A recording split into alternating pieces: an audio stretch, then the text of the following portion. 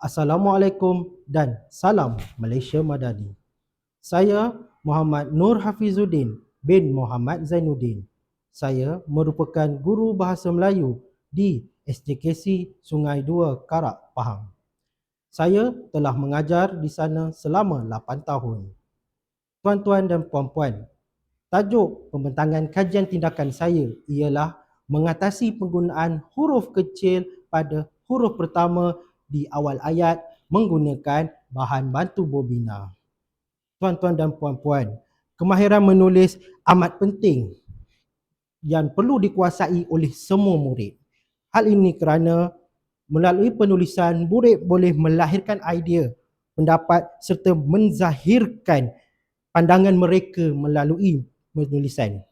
Kemahiran menulis yang baik turut dipengaruhi oleh penguasaan aspek tata bahasa oleh seseorang murid. Aspek tata bahasa yang terangkum di dalam bidang morfologi amat luas cakupannya.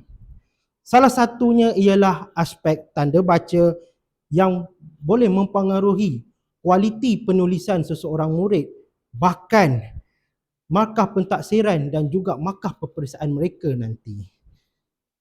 Seterusnya, kita pergi kepada bahagian refleksi dan isu keprihatinan. Bermula pada Mac 2022, saya telah dipertanggungjawabkan untuk mengajar kelas tahun 3A. Untuk pengetahuan, itulah kali pertama saya berjumpa dengan murid-murid berkenaan. Setelah saya membuat semakan kepada lembaran kerja mereka, terutamanya lembaran kerja bertulis, saya mendapati murid-murid ini menghadapi masalah untuk menggunakan huruf besar di hadapan ayat. Hal ini kerana saya melihat mereka selalu menulis huruf kecil. Seperti yang kita lihat pada paparan di sana, kita boleh beranggapan bahawasanya murid ini terkeliru dengan penggunaan huruf besar di hadapan ayat.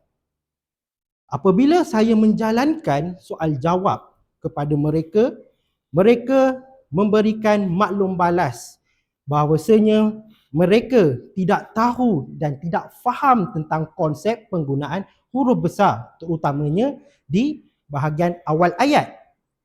Dan mereka juga mempunyai masalah untuk mengenal pasti bilakah waktunya untuk menggunakan huruf besar dengan yang betul. Baiklah, saya teruskan. Fokus kajian saya ialah untuk memfokuskan kepada mengatasi penggunaan huruf kecil pada huruf pertama di awal ayat menggunakan bahan bantu bobina berdasarkan teori klasik Ivan Pavlov. Baiklah, teori klasik Ivan Pavlov ini merupakan teori yang mana teori tingkah laku dihasilkan apabila berlakunya gerak balas yang dihasilkan terhadap rangsangan yang diterima. Konsep yang diperkenalkan di dalam teori ini terdapat 4, iaitu konsep generalisasi, diskriminasi, penghapusan dan pembelajaran semula. Justeru, pada pandangan saya, penggunaan bobina ini akan menjadi bahan rangsangan bagi menimbulkan gerak balas murid, yakni murid-murid akan tahu dan faham bagaimana untuk menggunakan huruf besar di hadapan ayat. Seterusnya, kita pergi kepada objektif kajian. Saya hanya meletakkan satu objektif kajian, iaitu satu objektif umum dan satu objektif khusus. Jadi seperti yang dapat kita lihat, untuk objektif umum, murid dapat mengetahui penggunaan huruf besar dengan betul. Itu objektif umum. Untuk objektif khusus pula, murid dapat menggunakan huruf besar dengan betul pada awal ayat. Baiklah, saya teruskan.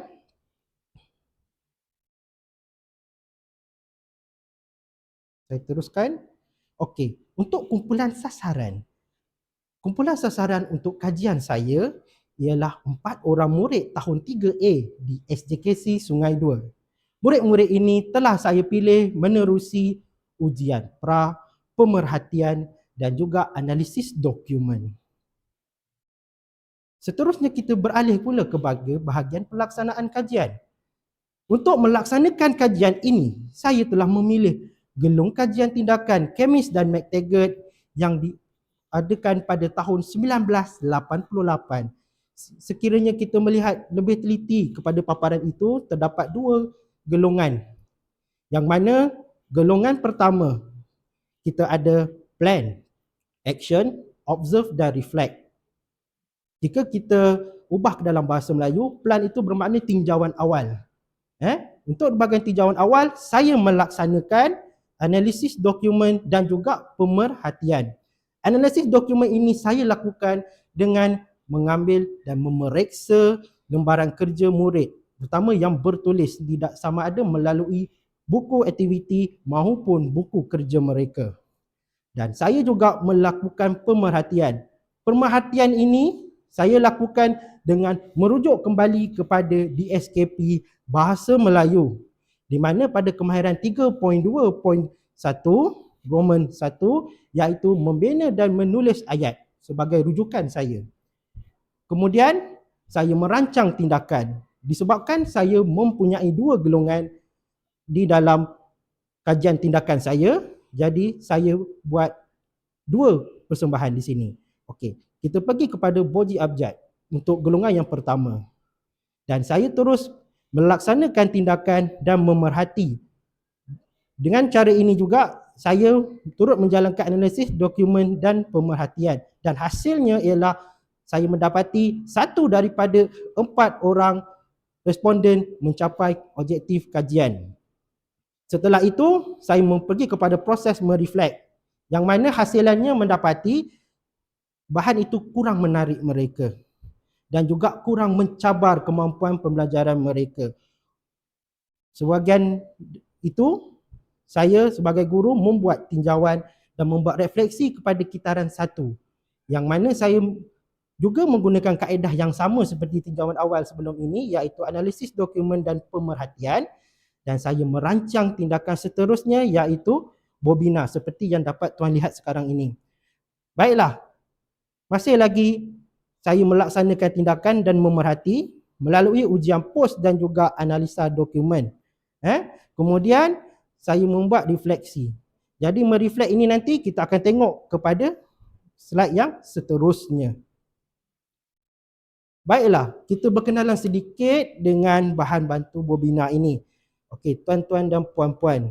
Bahan bantu bobina ini, okey, kita tengok bahannya ada 7 bahan. Yang pertama kita ada velcro.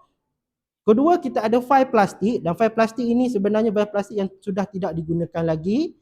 Kemudian yang ketiga, kertas A4, plastik laminate, karpet berperekat, straw dan juga hot glue gun.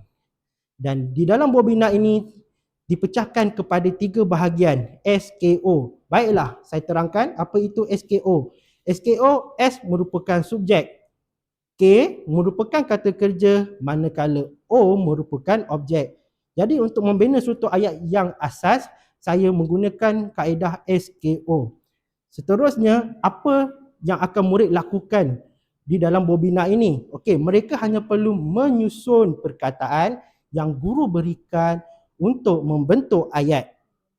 Dan bobina ini digunakan berdasarkan teori pelaziman klasik Ivan Pavlov yang telah saya terangkan pada slide yang sebelumnya. Baiklah, saya teruskan.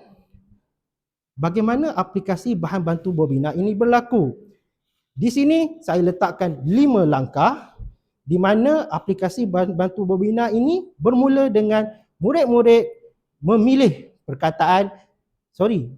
kad perkataan yang disediakan oleh guru berdasarkan gambar-gambar yang telah mereka lihat terlebih dahulu. Kemudian kita pergi kepada langkah yang kedua. Langkah yang kedua, murid akan membaca kad perkataan yang telah mereka susun, seorang demi seorang. Kemudian saya beralih pula ke langkah yang ketiga, iaitu menyusun kad perkataan ke dalam bobina ini. Dan kemudian pada langkah yang keempat, murid diminta membaca semula kad perkataan yang telah disusun di dalam bobina ini bersama-sama. Dan seterusnya, sebab kita membuat kemahiran menulis, sudah tentunya murid akan menulis kembali ayat yang dibina di dalam bobina ini ke dalam buku latihan mereka. Baiklah, saya bergerak ke bahagian dapatan kajian. Jadi untuk dapatan kajian ini, kita lihat pada bahagian atas, kita tengok terdapat satu jadual yang mana kita melihat ada 4 orang responden yang menjalani ujian pra dan ujian pos. Jadi jika tuan-tuan dan puan-puan lihat dengan teliti data yang telah saya paparkan, berlakulah peningkatan terutamanya pada responden yang keempat. Dan bila kita tengok ada peningkatan, saya berpendapat bahawa murid menunjukkan perkembangan yang baik dari semasa ke semasa. Dan kalau kita tengok pula gambar di bawah, kita membuat perbandingan hasil kerja murid sebelum dan selepas saya menggunakan bobina ini. Jadi kalau kita dapat lihat, murid sudah tahu bagaimana untuk menggunakan huruf besar di hadapan ayat. Okey? Seterusnya kita melihat kepada perbandingan markah ujian pra dan ujian pos menggunakan bahan bantu bobina ini. Untuk menjalankan perbandingan ini, saya menggunakan graf campuran. Okey? Jadi graf yang pertama ialah saya ambil graf bar dan graf yang kedua saya ambil graf garisan. Jadi kedua-duanya ada fungsinya yang tersendiri. Maknanya untuk graf bar ini saya menggunakan untuk membandingkan markah ujian pra dan markah ujian pos. Manakala untuk graf ini yang graf garisan ini untuk kita lihat berapa peratus kenaikan mereka. Jadi seperti yang kita dapat lihat pada paparan di skrin, kita lihat responden keempat mencatat kenaikan yang agak tinggi. Dan manakala diikuti oleh responden ketiga, responden pertama dan responden yang kedua. Saya teruskan. Jadi kita lihat kepada refleksi kajian secara keseluruhan. Okey, untuk bahagian yang positif, yang pertama ialah murid terlibat secara aktif dalam pembelajaran. Kerana bila saya memerhatikan murid-murid saya, mereka ini merupakan murid yang sangat aktif. Kalau istilah kecerdasan pelbagai itu, kita lihat murid ini mempunyai kinestetik yang baik. Jadi kita perlu merangsang mereka dengan aktiviti. Jadi bila saya buat menggunakan bobina ini, murid saya bergerak, maknanya membangun daripada tempat duduk mereka dan menjalankan aktiviti. Okey. Kemudian yang kedua, murid juga dapat menggunakan huruf besar pada awal ayat. Yang ni yang saya nak sebenarnya. Walaupun kita lihat masalah itu masalah yang kecil dan remeh, tapi tuan-tuan dan puan-puan kena ingat, jika tidak diselesaikan, mungkin berlarutan sehingga ke sekolah menengah.